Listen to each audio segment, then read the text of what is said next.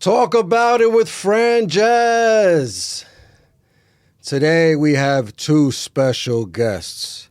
A screenwriter, director, and educator with over 2 decades in film and television, known for projects like Fracture and Mad Money. Today's guest is Glenn Gers. And we're also Thank you for having me. Absolutely. Thank you very much for being here. We're also accompanied by returning guest co-host Michael Muqattash. Hello. Glenn, how you doing today?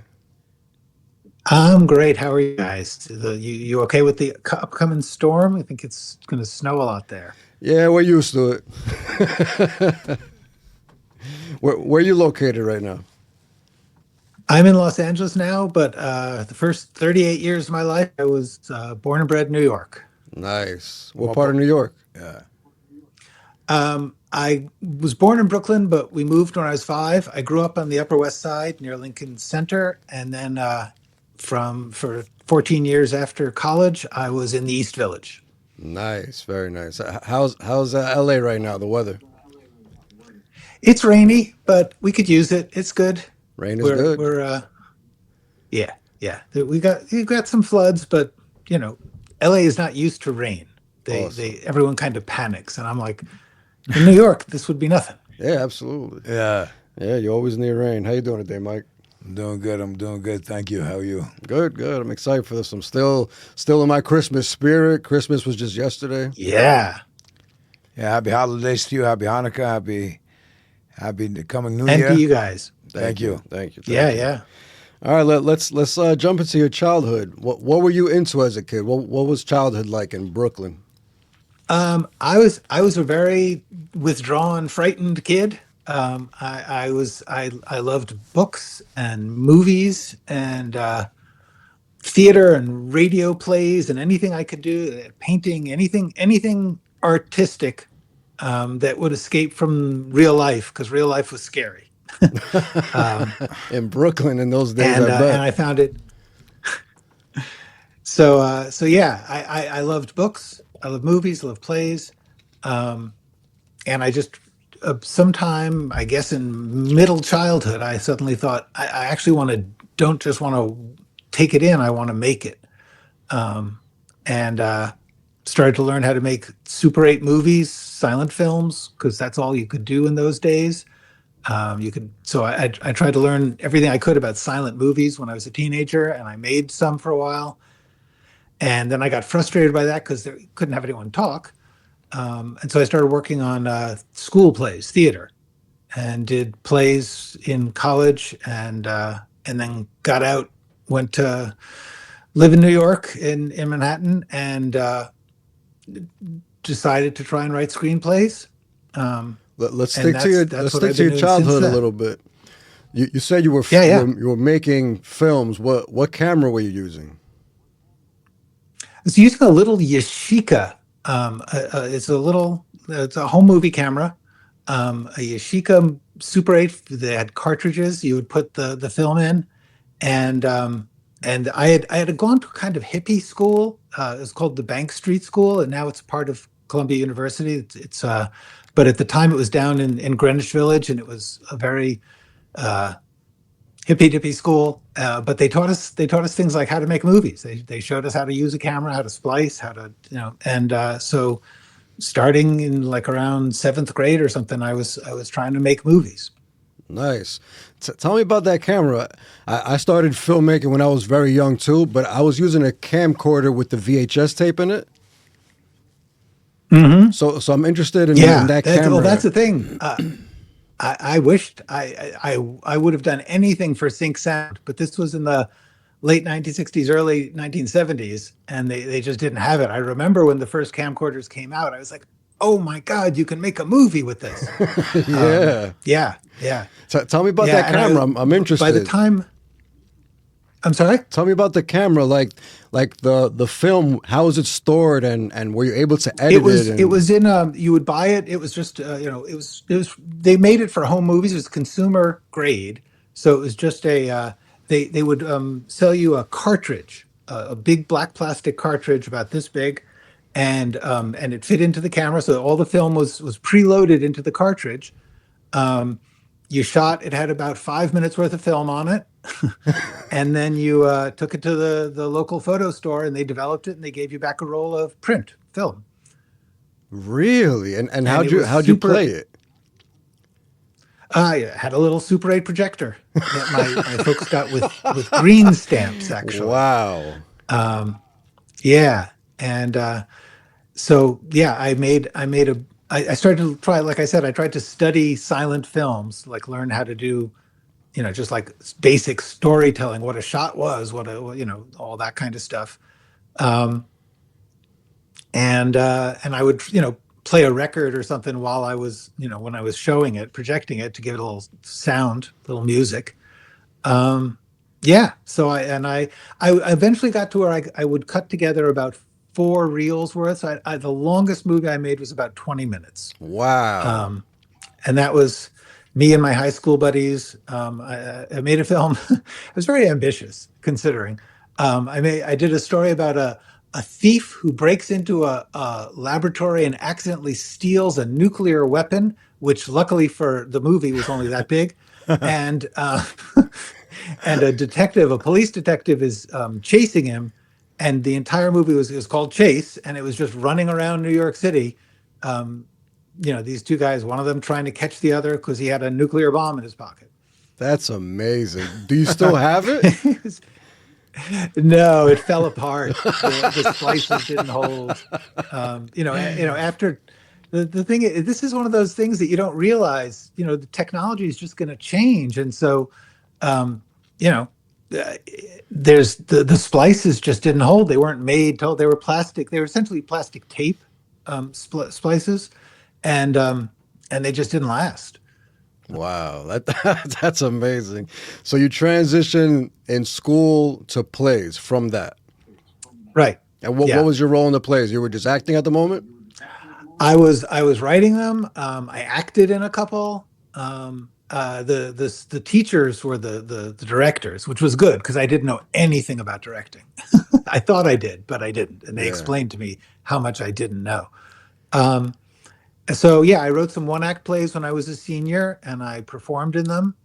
And then when I went to college, I wrote. I didn't do much acting, but I did a lot of writing, and started to direct my own plays there. Nice, very nice.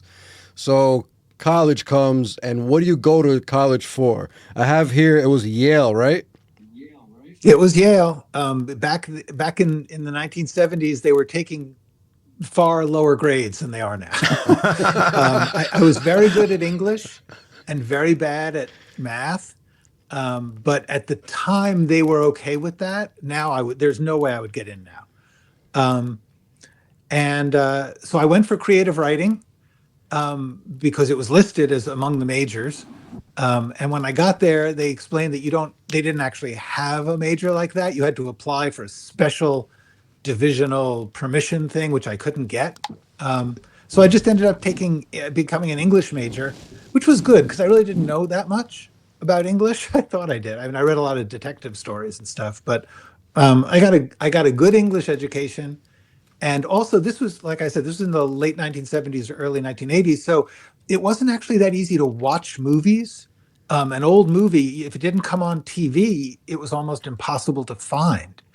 But at college, they had film societies, they called them, sort of film clubs, and they would show a different movie every night in the dining hall. They would just put up a screen and a projector, and they would show a movie, and that was kind of my real education. I was spending a lot, like every night, I was going to the movies, and trying to just learn as much as I could about that, because they didn't invent VCRs until shortly after I graduated. That was a revolution. I bet. And kids these days don't even know what it is. I tried to explain, what was that? A VHS tape to my son. My son's, one of them's 9, the other one's 7. And he looked at me like I was from another planet. And I'm born in 82, not that far back, but we got the best of everything. We caught computers when we were in like 7th or 8th grade, I think. My brother didn't. He was a few years older than me. So he never had computers growing up. in Oh, high school. wow. Yeah. No, calculators were a big deal when I was in school. That was like, oh wow, there's this machine that can do math for you. Wow. The early stages of But it's AI right actually there. been really interesting for me to see, like, I remember before VHS and now there's after VHS, like an entire technology came and went in my lifetime, which I mean, my lifetime is long, but still it reminds me now as I see things coming in that they're likely to cycle out pretty fast too. And that's something that makes me a little nervous. Like I have written documents that I did on early computers, on early Mac computers, and they're not accessible anymore because the systems were upgraded so many times that the old software by which you wrote and read when they started with computers is no longer, you had to find an old computer and put the file into that and then have it translated. So I've actually gotten very cautious about if you're working in any technology, try to save copies in forms that you can control, because the technology comes and goes with Yeah. businesses. That, Businesses don't really care. In fact, they'd rather that you buy a whole new system and replace all your movies and everything. So VHS absolutely. is sort of a good warning to all of us. Absolutely. They say in a few years there'll be no more cell phones. It'll be like glasses or maybe some other type of technology. Yeah, or stuff that's like planted right in your head. Yeah. Unnerving, but Yeah, it's coming. So when that technology comes, the cell phones, apps will be obsolete. It's gonna be the same situation. You're right. So let's get back to college. I have here English honors. You actually graduated with honors. yeah, that's just because it was reading. The homework was reading. If the homework was anything else, I was going to fail. But Honestly. writing was always your thing. That's great. Yeah, yeah. I had there were some requirement. Once again, things were much easier then. There was no math required, and there was no foreign language required. Now they are in most colleges, but certainly at Yale. And if I had to take a language or a math class in college, I would have they would have thrown me right out. When you were a kid, what did you want to be when you grew up? Um, when I was a really little kid, I wanted to be either the Hardy Boys or James Bond, somebody like that. So I like, wanted to be a fictional character. oh, the character, And not the actor, like the character. no, no, no, no. I wanted to be the imaginary detectives or I see. spies or whatever. And then in my early teens, I began to realize that was not practical.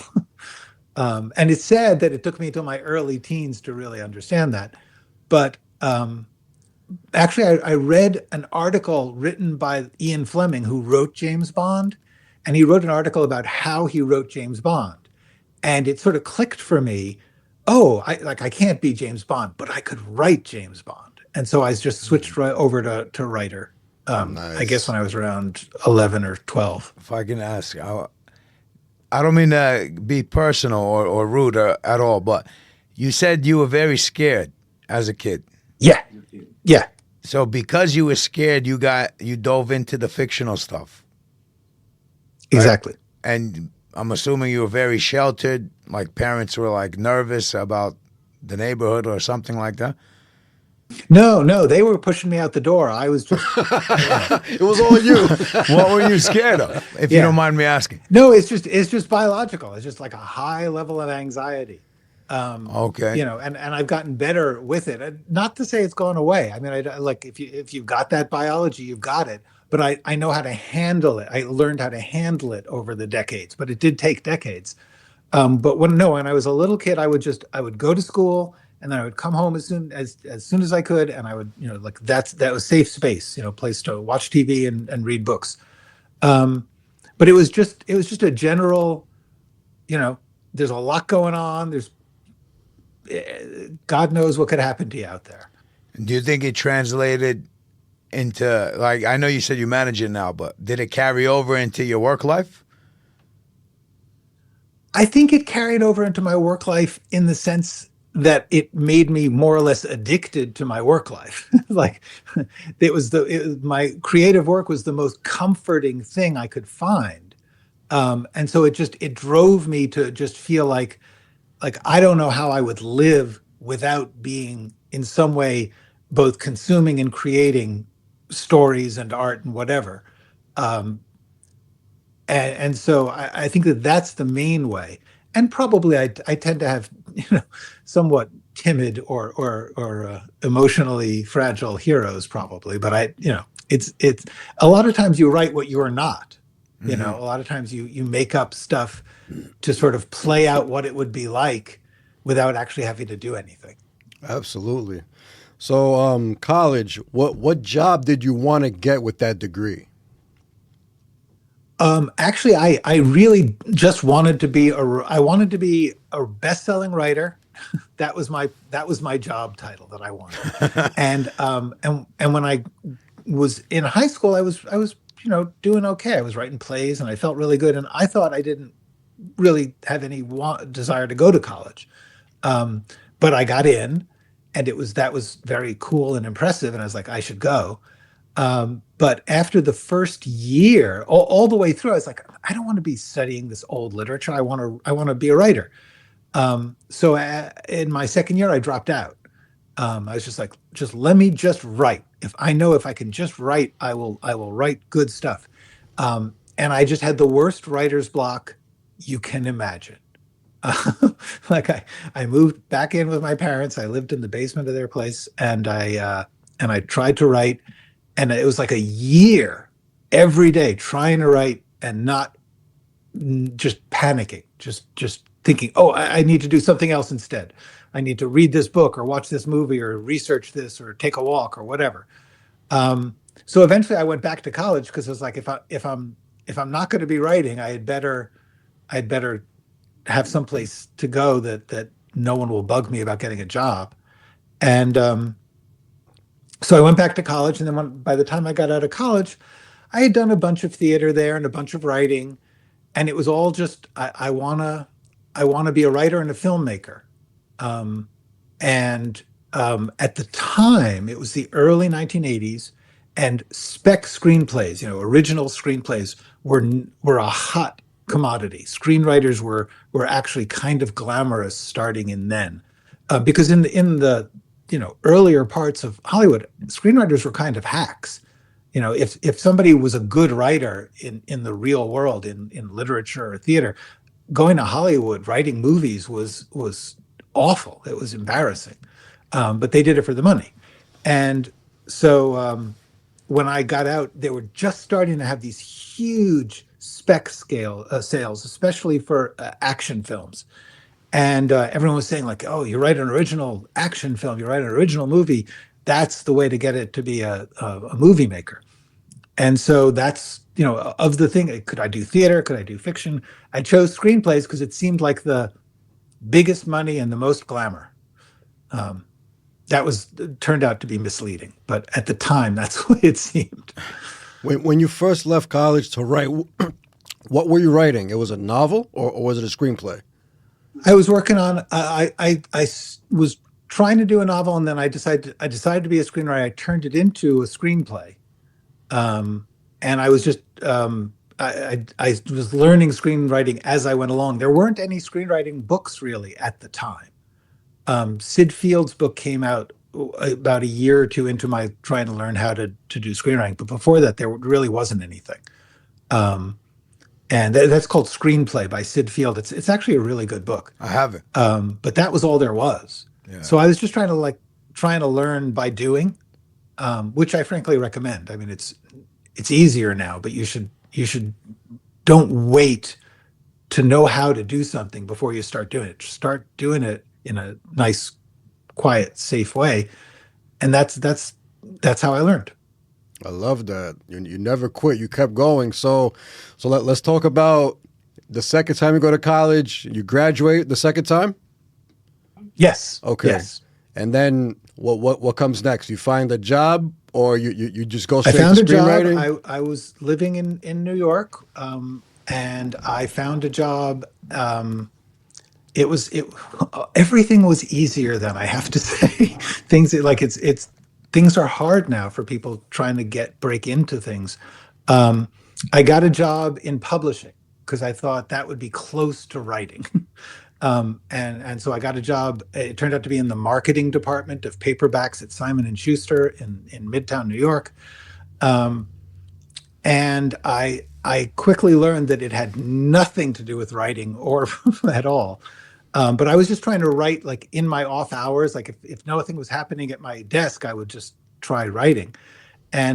And so after 6 months, they did the 6 month review of my new job, and they said, "You're not really trying very hard. We really like you, but you clearly don't care about this job, and we need you to care about the job." And I realized I couldn't do it.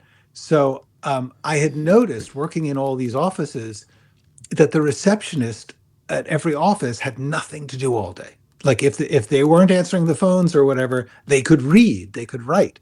So I said, I need to be a receptionist. So with my beautiful Yale honors diploma, I started applying to be a receptionist, which definitely made everyone who knew me very nervous. Um, and I became a receptionist. I was a receptionist for about a year at a clothing company, and I worked on novels and screenplays and stuff at my desk because no one was bugging me. Um, and then after that, I was an office temp for much of the next 10 years. That was like security jobs we used to do during college. Because doing security almost all day, you don't have to do anything. I did all my homework and then did the rounds, every few hours. So what Yeah, comes that's after the? it was. I just kept saying I want a job where the expectations are really, really, really low. So he was like Albert Einstein, right? So he took a job working where he can think Yeah, while he's working. I like it. exactly. Yeah. So after the year of reception work, what comes next?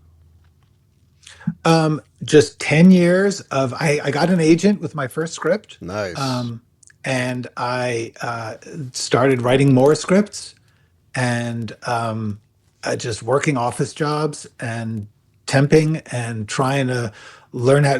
During the course of all that, um, high eight video started to come out. Camcorders came out, um, but then they got better quality. They got high eight, which was an old video format. I don't, you might remember it, but most people won't. But the thing about high eight video was that they sold an edit controller, which they had never had for VHS, at least not like that an ordinary person could buy. Um, and so I started to try and make movies with high eight video. Um, and so like I would think, what can I do that I can use this office I'm working at as a location after hours? Um, and I did a couple of movies on video, knowing that they could never be shown anywhere. There was no distribution for video at the time, but I thought about theater, and I thought about how in theater, like you do workshops. Like if you have a play, you put it on for a little group of people and you test it out. And I thought it's really crazy that there's no filmmaking version. Like if you get a film job, you have to be expert already, but have to be expert without ever having done it.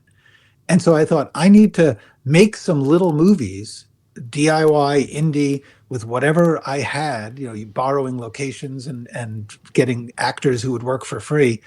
Um, and so I just spent a couple years making movies on video that I could never show anybody, but I would do a cast and crew screening. But I did a couple of features. That's nice. That's wild to know that this can't go anywhere. Yeah, it's kind of liberating. Yeah, no judgment, right? You're I doing what you actually enjoy. recommend. Yeah, I recommend that if people are starting out, the first thing you do is give up on getting anywhere with it. Like do it because you want to do it. Do it because it's the best thing you can do, and you want to know that if a handful of people see it, they will like it. Because right now, if you want to do that, you can do it. You like the technology now is amazing. The things that you can do now, if I had been able to do them when I was in my 20s, would have blown my mind. The idea of being able to Imagine, color correct and you can do sound mixing just at home. None of that was possible. imagine So you had an my iPhone feeling back is then. now, I'm sorry. Imagine you had an iPhone back then. my life would have changed. I would have never stopped making movies. Like I would have just Probably made would have never went to movies. Yale. No, absolutely never. So yeah, my feeling is do the stuff, and even if the thing you want is to know that even if a couple of people see it, if you're getting a reaction from them that's what you wanted, that's success. And hopefully that will introduce you to other people or stuff. But if not, slowly but surely you'll build up your skills, you'll build up your vision, and you'll also build up your reputation. Like if anyone ever wants, like, suppose you make 10 little movies by yourself and it takes you 10 years.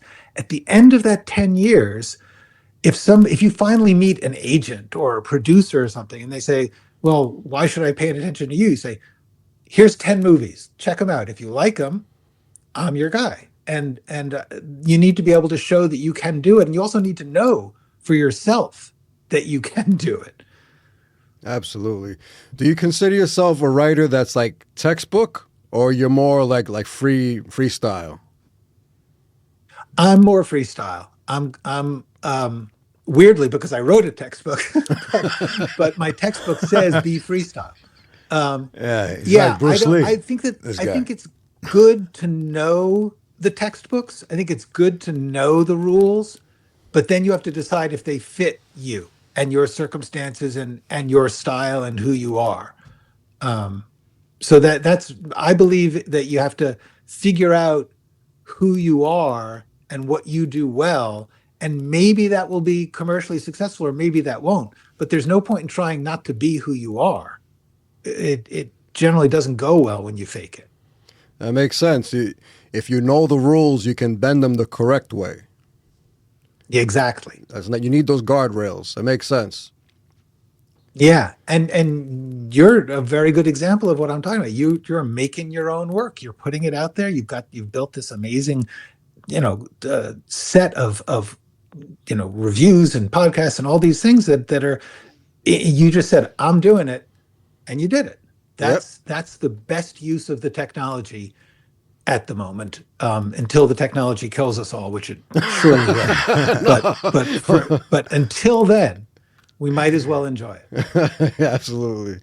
When it comes to like a well-written movie, do you have like a number one?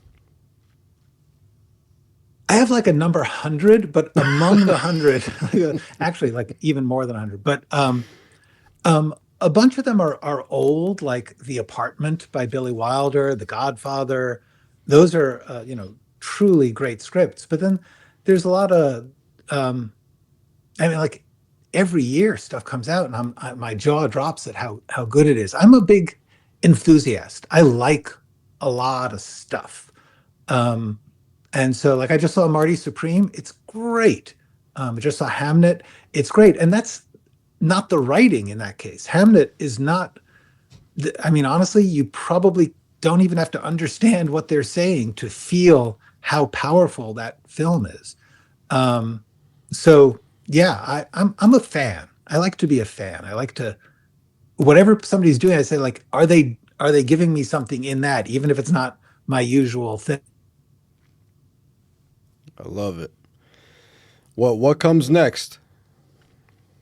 For me? Yeah, like in the timeline where we are after college, after reception work. You got the agent. Yeah, you got the agent. I got the agent, and I wrote more scripts, and I got a lot of people interested, and they would say, wow, you're a really good writer. We're not going to make this. I'm like, thanks. And so after 10 years of that, I was kind of scared. I was kind of like, I'm doing the best I can, and people are saying I'm good, but nobody's paying me. And I was kind of I was thinking of getting a real day job, like trying to become a teacher, actually, was what I was looking into, because I figured at least I would get summers off.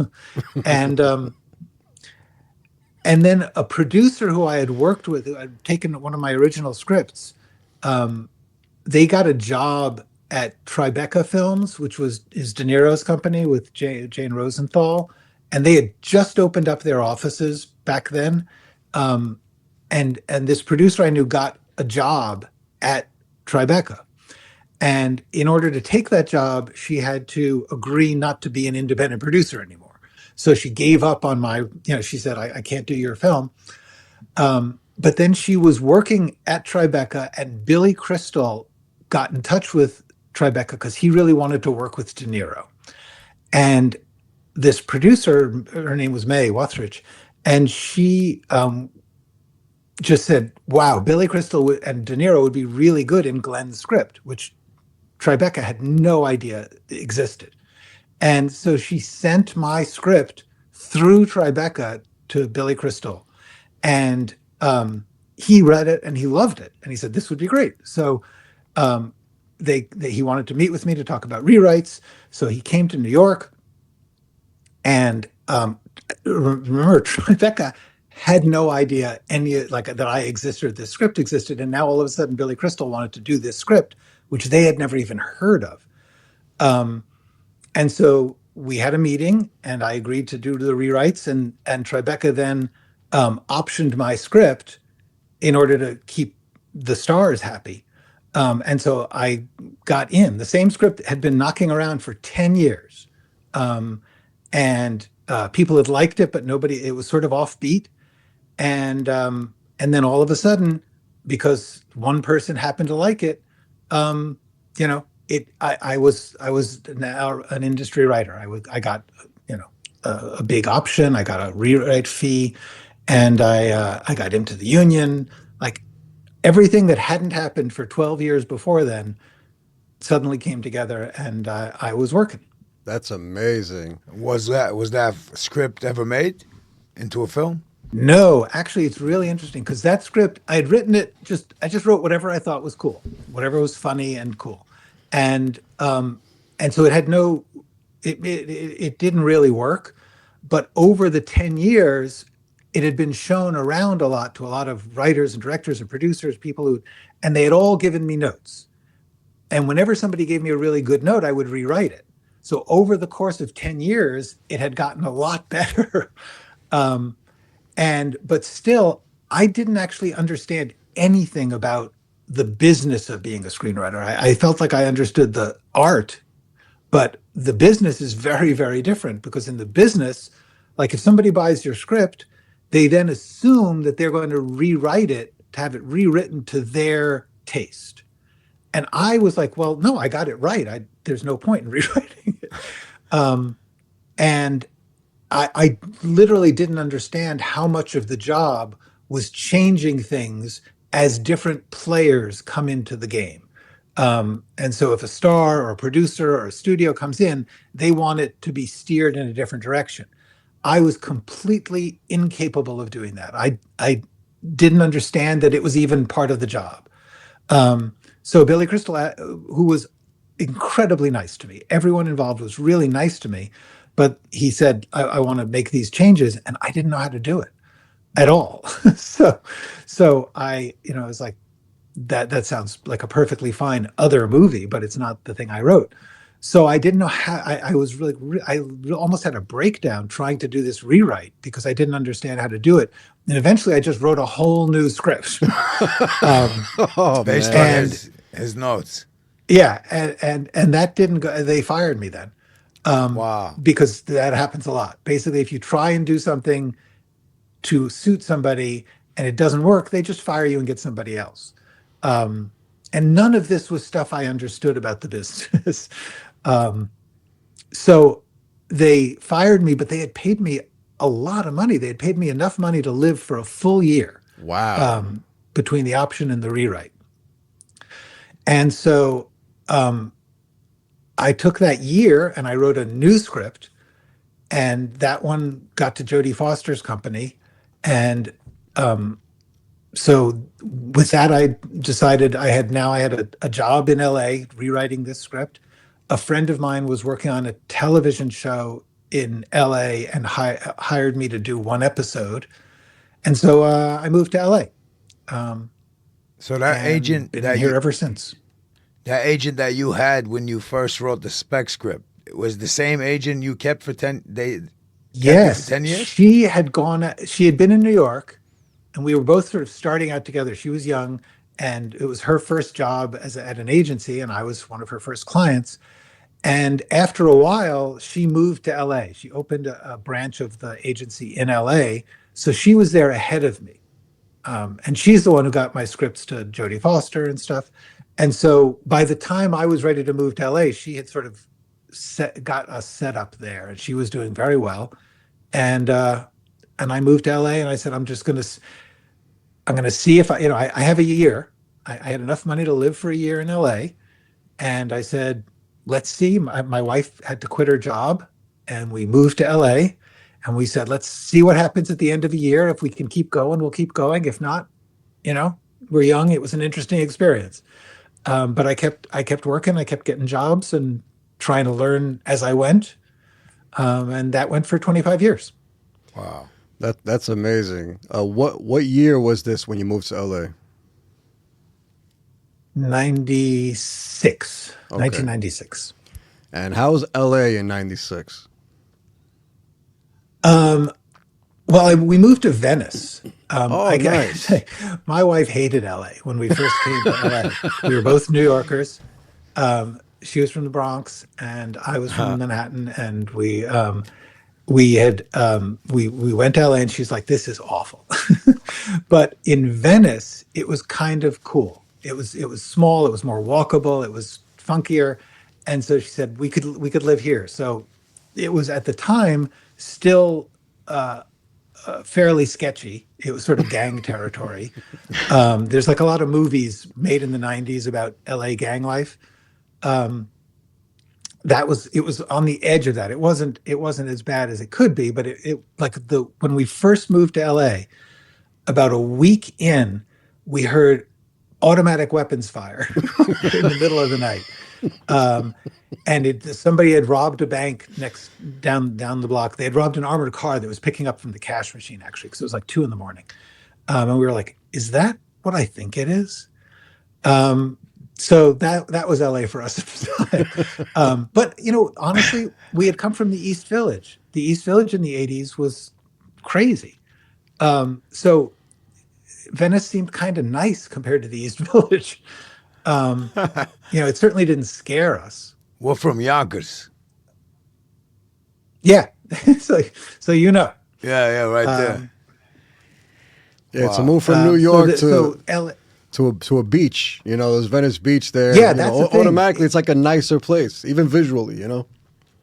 Yeah. No, it was sort of like if you took the East Village and Coney Island and put them on an LA beach. That's what Venice was like at the time, which was cool. It was great.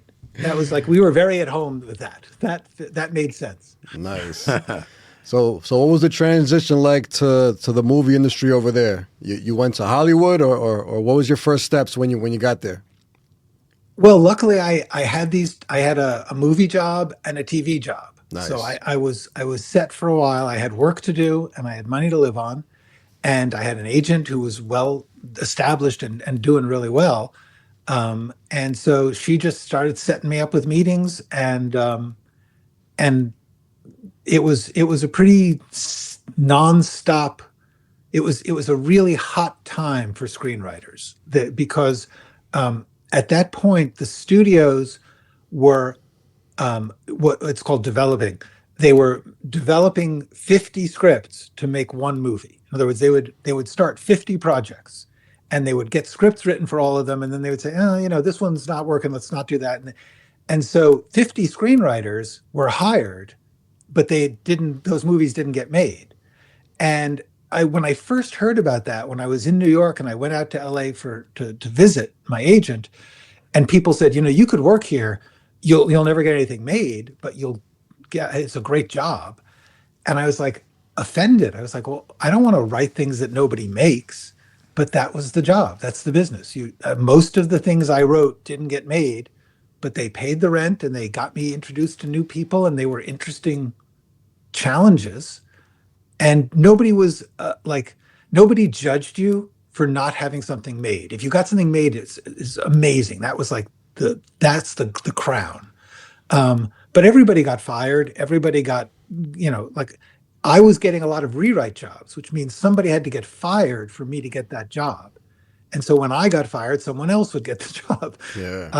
And that was a lot of what I did for 20 years, of just like doing assignments, rewrites, adapting things. But there were always people who wanted to hire me because I knew how to write. Any success stories? It sounds like a lot of uncertainty. Well, weirdly, that was a success story. Well, sticking to You it know, because after all the I wasn't failure. office temping. I was living in. I was making money and making money for writing. It wasn't writing what I thought was good, or wasn't writing what I would have done, but it was writing professionally, and it was writing at a very high level with high level people. And then eventually one of them did. It took about 6 years, but a rewrite job that I started. I was the third writer on it, and it was called Fracture. And I worked on that. They brought me this script, and they said, we really like this script. It was a legal thriller, and they said, if you we just need you to fix the ending. The ending isn't working. And I read it, and I thought the whole thing needed fixing. So I rewrote the whole script, and they said, wow, that's really great, except the ending. and and so we That's then funny. spent a full year with me trying to come up with new endings, and then just nothing pleased them. So after a year, I had come up with every ending I could think of, and I just quit, which was rare. But I was just like, instead of firing me, let me just quit now because I have run out of endings. And so then they showed it to three other writers in sequence, all of whom were really great writers who I really respected. One of them came up with an ending that worked for the company. And then the company came back to me and they said, we really like this guy's idea for an ending, but we like your writing. So can you rewrite his ending to fit it with your script? And I did that. And that got us a director, and that got us actors, and they made the movie That's Is amazing. with Anthony Hopkins and Ryan Gosling. And it was a really amazing experience. Do you think that's your biggest film? That is by far my biggest. Nice. And it was a really wild experience because we were rewriting it all the way through the shoot. So I was on Wow. set every single day, and things were changing, and I would have to sit there with my laptop and write a new scene for tomorrow. And that's what I did for the entire shoot. But it was Wow. really nice because the director, he kept me close. He taught me a lot about directing and filmmaking and the business. Nice. When I looked up your biggest achievements, Fracture and Mad Money came up. Yeah, those are the two studio films that got made. Um, and both of those were essentially jobs. Somebody came with a project already, and they hired me to do the writing. And I, in both cases, spent years writing and reading, rewriting and rewriting and rewriting. Um, and then something other than the script would come together. Like everyone liked the scripts, but until the rest of the package came together, until the actors and the director and all the money all came together, things didn't get made, even if they liked them. Um, but those two, they did, and they were both really good experiences. Um, it was like that was the high point of that part of the industry when they were developing so much, and then there was a big strike in 2008 and a financial crisis, and work sort of changed. It became they developed a lot less scripts, and a lot of writers lost their jobs. I hung in there for a while, but that was sort of the end of an era. Nice. When you're writing day by day on set, are you paid by day or they give you like one lump sum as the writer? That's a great question. I'm trying to remember.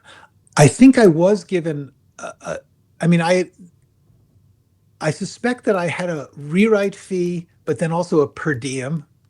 But the per diem wasn't like a writing fee. It wasn't a big. It wasn't big like a writing fee. But the writing fee up front was enough to carry me through it. Nice. Was it before or after Fracture when you started teaching? After it was a couple years after, like I said, after the strike and the financial crisis, I had been working a lot, so I had jobs that I had started before the strike, and then they got put on hold, and they kept me going for a few years. So I started teaching around 2012, I think, and I met someone who was working teaching screenwriting at UCLA Extension, which is sort of the after hours general education, night school of UCLA. And they always need a lot of teachers. So they hired me to teach there, and I taught for 2 semesters.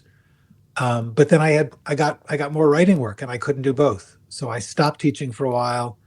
And then right when the pandemic was starting, it was about time for me to retire. And so I started teaching on YouTube. Nice. And how has your YouTube journey been? It was really cool. It was interesting.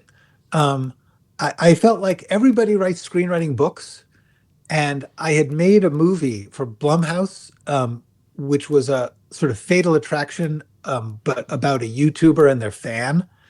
And so I had spent a lot of time watching YouTube and thinking about YouTube. Um, and I thought, this would be a really good way to teach. And everybody else is doing screenwriting books, and there's too many screenwriting books, and I don't want to do a screenwriting book. So I thought, well, I'll just do classes, like little classes online, and that the reach is so huge. I mean, there's people all over the world who can watch these things. So I put a few years into that, and it started very small. For a year, I only had 36 subscribers. But then I went on Film Courage. It's a YouTube channel that interviews filmmakers, and one of my interviews at Film Courage just blew up. Nobody knows why, but it got 4 million views, 4.5 now. Um, Wow. and neither Film Courage people nor I can explain why that happened. It just, for some reason, the algorithm. I was about to say, it's the algorithm. We don't know. Yeah, exactly. But that brought a whole lot of people to my channel. Nice. But what was that one about? Was that about the six questions? Yeah. It was the sixth question. It was funny. They gave it a title, because what they do is they interview you for like 2 hours, and then they cut it up into little 10-minute segments, and they put those out as individual videos. And so this particular segment, they titled, if you can't answer these 6 questions, you don't have a story. And I don't actually believe that. I believe you can perfectly well have a story without those 6 questions. But that, for something about that title, just triggered the algorithm. And so, It's yeah, so searchable. that became, yeah. Hey, I can picture anybody typing in "How am I writing a story?" and then something like that popping up. What? Yeah, af- exactly. After a So, writer has those 6 questions, what would be the next step? A beat sheet? yeah, I'm a big outliner. Oh, but I know and I respect that some people, they just go they go moment to moment. They don't need an outline. I don't know how to do that. That, like I said, with the amount of anxiety that I have in my system, I would just panic at every choice. So having an outline, spending some time just thinking out the basic shape and characters and stuff, so that I know where I'm going and I know what every scene is about, that really helps me. But my way of teaching is always to say, if what you're doing is productive and you're feeling happy and healthy, do it. It doesn't matter if anybody else says you should do it. If you're getting your job done, if you're doing your work and you're feeling good about it, do it. I If like you're that. not, try different systems. Try an outline. Everybody's got some system. I don't, I think you just try and break it down to scenes. That's, for me, that's what an outline is. Beat sheet, outline, whatever you want to call it. But the idea of starting to think in terms of, this is going to have to turn into scenes, like a scene with a beginning, middle, and end. And that's how I do it. Um, You mentioned a lot. I saw that you always say think in a scene. So right. is that meaning like just in one small moment of time, one main character with one main objective with one problem? Is that what Basically, I the mean, idea? the idea of to me, of a scene dramatically, I mean, the basic rules of a filmmaking scene are that it's going to take place in one location at one time. If you leave the location or if you jump in time, that's a new scene. But that's just like the rules, the physics. But what's really important is in that time and in that place, somebody has to be doing something. And I'd really try and leave that broad, because sometimes what they're doing, like I've used as an example, somebody could just be making a decision. And you know, that scene could just be they go and they sit by the river and they watch the water, and then they, you know, break their coffee cup in half and throw it in the water, and they've made the decision. And we don't know yet what that decision is until the next scene, but that action of that scene is making a decision. Or it could be, you know, robbing a bank, proposing to someone, you know, trying to get a laugh, whatever it is. Somebody in that scene will be trying to do something specific. And to me, that's what a scene is. It's somebody trying to do something, and either they do it or they don't do it, and that leads to another thing they have to try. Nice. Mike, how did you come across Mr. G? YouTube.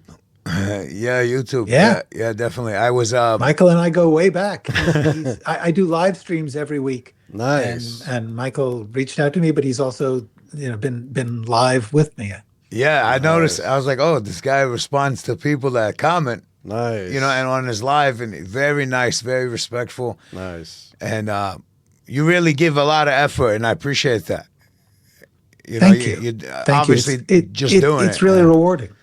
Yeah, it's nice. Yeah, I appreciate it. I was telling a friend, I said, friend, this guy, I don't know him like that, but he sounds like a really nice guy, like extremely genuine. Nice. And even reading his book, though, Writing for Screens, it's like I'm hearing him talk on YouTube, but like when I'm reading it, I'm hearing his voice, and I'm like, wow, it just comes off so natural and genuine. I appreciate that about the way you teach. Thank you. That really means a lot, because that was my big mission. I was like, how can I not be some pompous jerk reciting stuff that everybody's saying? How can I really talk about what this is like? Because it's scary. I mean, it's maybe that's just me because I'm naturally scared, but it's really scary to sit down and not know what you're going to say. And so I try to talk about that, about how what you're doing isn't about checking a list or fitting a rule. It's about trying to figure out what it is that you love so much when you watch a movie, and what you're imagining, and how you can use the craft, the form, to do that.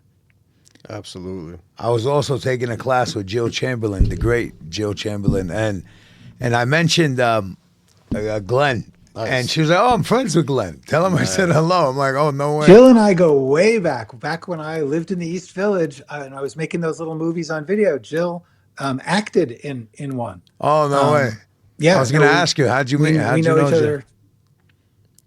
It was about 35 years now, I think. She auditioned for a little video movie I was making, Wow, that's how you guys met. and that's how we met. Wow, Jill's awesome. She's a brilliant teacher. Nice. She's great. Yeah. She's great. She actually really influenced me to start teaching. I was sort of winding down in my career, and I went to the Austin Screenwriting Conference, the Austin Film Festival. And she lives in Austin, teaches in Austin.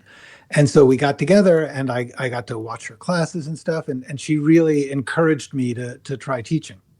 Did you ever She's try? great. Yeah, she is. I learned a lot from. I consume so much information about screenwriting; it's insane. But I can tell. yeah, thanks. But from her, it made complete sense. Her nutshell technique. Did you ever use it? By the time she came out with that, I was already writing professionally with the methods I had worked out for myself. So I read it and I liked it, but I would already have my own system, which only works, like everybody's system works for themselves. And what I really like about hers is that you can really, really, like, it breaks things down And if that suits you, or even just pieces of it suit you, it's very, very practical. Yeah, I see it like all these systems. It's like I go to Mexico, they're eating chicken, but this chicken has specific spices. And in America, they make chicken, but it's with these spices. It's still chicken, no matter where you're eating. Right. Right, but Absolutely. but I think her system with a beat sheet for me. I mean, I'm nobody, right? But in terms of writing, but for me, it makes so much sense the way you put everything together, and it's like glue. I see, like Yeah. for her, yeah, like her system. Yeah. I'm And saying. but by the way, just remember, if you're writing something, then you're a writer. Whether or not like it was the same script and I was the same writer for 12 years while I was office temping. And Yeah. the only thing that changed was that somebody happened to see the script who had the power to include me in the game. But it's not like the script changed. It was the same.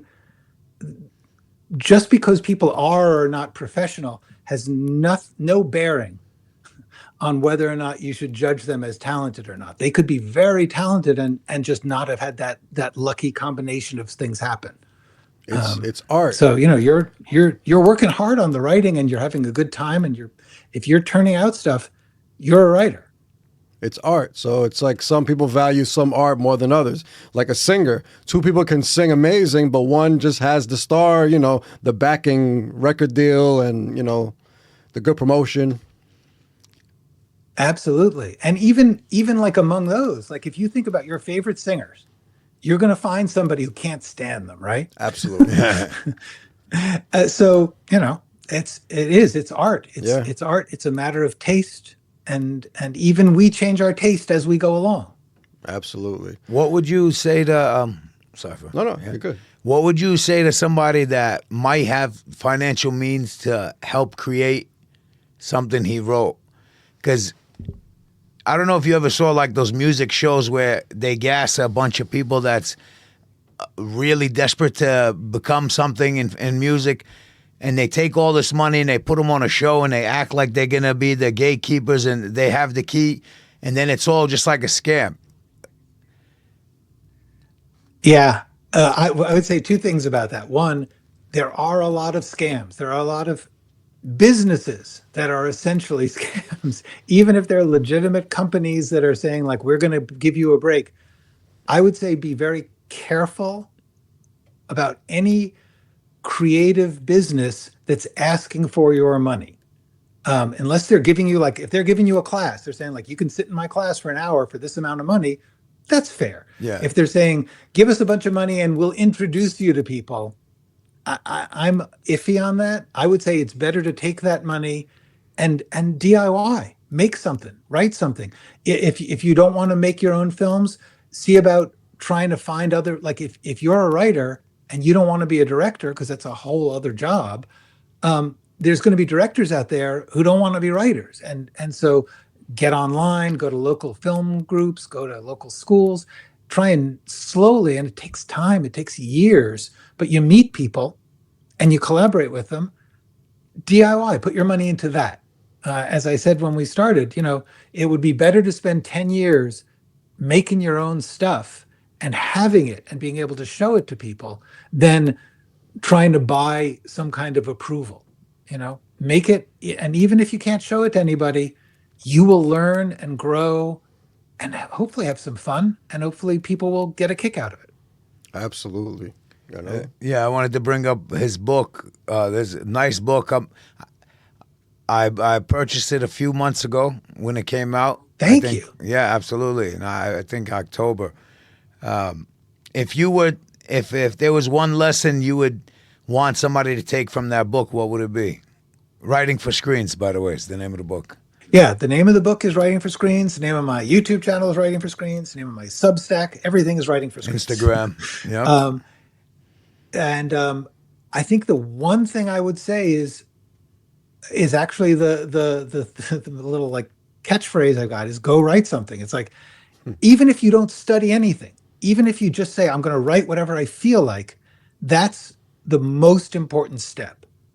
Doing it, writing, creative writing in whatever way you can. That's the key. The way I always put it is do what you can as who you are with what you have right now. Don't wait. Don't ask for permission. Just do what you can with what you've got right now. Because right now, in this world, you've got a lot. Even if you only have like when I was temping, sometimes I would only have, 15, 30 minutes a day to write, when on my lunch break or something. But if you keep doing that, it'll build. It'll mean something.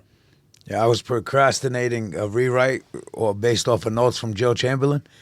And then I came across the section early in your book, and I said, you know what? Screw this shit, man. Let me get up and start working on this.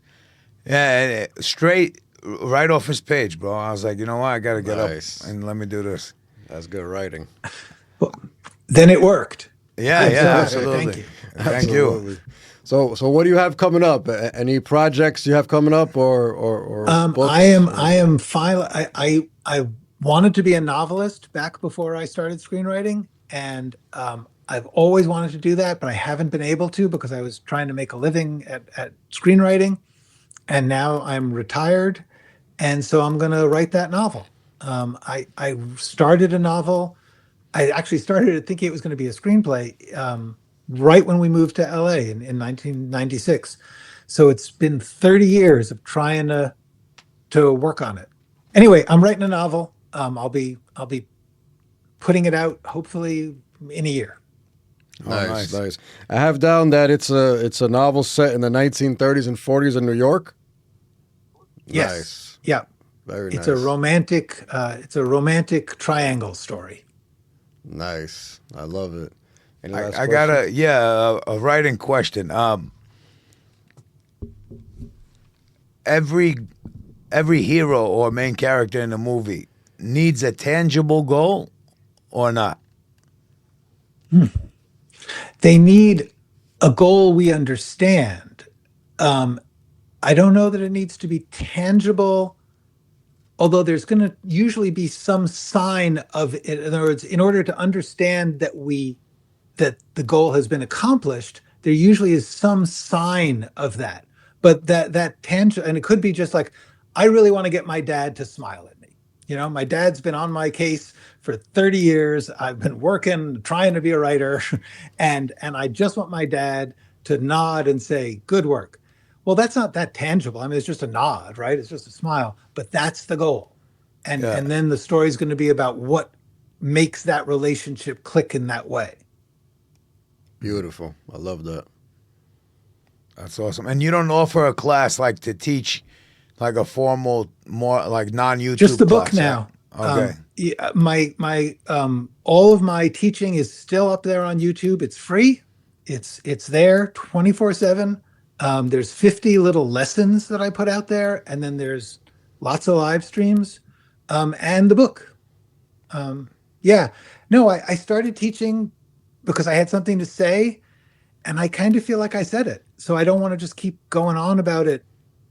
It seems repetitive. So I'm going to keep live streaming but my main teaching now is going to be sharing what I'm learning as I'm trying to learn how to write a novel. Oh, nice. Nice. You offer any like script notes or consultations or anything like that? No. That takes a lot of